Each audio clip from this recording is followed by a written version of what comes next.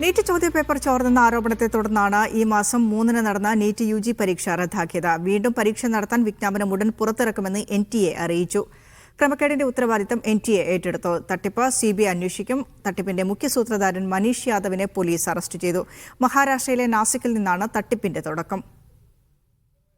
പരീക്ഷ റദ്ദാക്കിയതോടെ 24 ലക്ഷത്തോളം വിദ്യാർത്ഥികൾ വീണ്ടും പരീക്ഷ എഴുതണം. പുതിയ പരീക്ഷാ തീയതി ഉടൻ പ്രഖ്യാപിക്കും. പരീക്ഷ എഴുതാൻ പുതിയ ഫീസ് അടയ്ക്കേണ്ടതില്ലെന്നും NTA അറിയിച്ചു. പരീക്ഷയ്ക്ക് മുമ്പ് പ്രചരിച്ച മാതൃകാ ചോദ്യക്കടലാസിലെ 120 ചോദ്യങ്ങൾ യഥാർത്ഥ പരീക്ഷാ പേപ്പറിൽ ഉൾപ്പെട്ടിരുന്നുവെന്നാണ് ആരോപണം. ക്രമക്കേട് നടന്നെന്ന് കണ്ടെത്തിയതിനെ തുടർന്നാണ് വീണ്ടും പരീക്ഷ നടത്താൻ നാഷണൽ ടെസ്റ്റിംഗ് ഏജൻസി തീരുമാനിച്ചത്. കേരളം, രാജസ്ഥാൻ, ഹരിയാന, ആന്ധ്ര, തെലുങ്കാന അടക്കം സംസ്ഥാനങ്ങളിലേക്ക് ചോദ്യപേപ്പർ എത്തി. മാതൃകാ ചോദ്യക്കടലാസിലെ 410 ചോദ്യങ്ങളിൽ 135 കെമിസ്ട്രി, ബയോളജി വിഭാഗങ്ങളിലായി യഥാർത്ഥ പരീക്ഷയിൽ ഉൾപ്പെട്ടതായി അന്വേഷണം നടത്തുന്ന രാജസ്ഥാൻ സ്പെഷ്യൽ ഓപ്പറേഷൻസ് ഗ്രൂപ്പ് അറിയിച്ചിരുന്നു. പിന്നിൽ പ്രവർത്തിച്ചത് അകത്തുള്ളവരായാലും പുറത്തുള്ളവരായാലും കർശന നടപടിയുണ്ടാകുമെന്ന് NTA DG പറഞ്ഞു.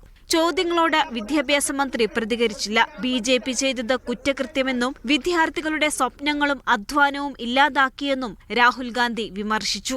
പരീക്ഷ റദ്ദാക്കിയതിൽ വിദ്യാഭ്യാസ മന്ത്രാലയത്തിനു മുൻപിൽ NSUI, SFI സംഘടനകൾ പ്രതിഷേധിച്ചു.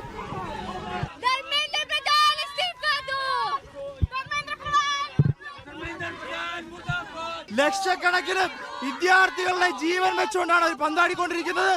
എത്ര പോലീസിനെ ഉപയോഗിച്ച് അടിച്ചമർത്താൻ ശ്രമിച്ചാലും ഒരിഞ്ച് പിന്നോട്ട് പോകില്ല. NTA പിരിച്ചുവിടണമെന്ന് CPM ആവശ്യപ്പെട്ടു. കുറ്റക്കാർക്കെതിരെ നടപടി വേണമെന്നാവശ്യപ്പെട്ട് ഹാരിസ് ബീരാൻ MP വിദ്യാഭ്യാസ മന്ത്രിക്ക് കത്തയച്ചു. മീഡിയ 1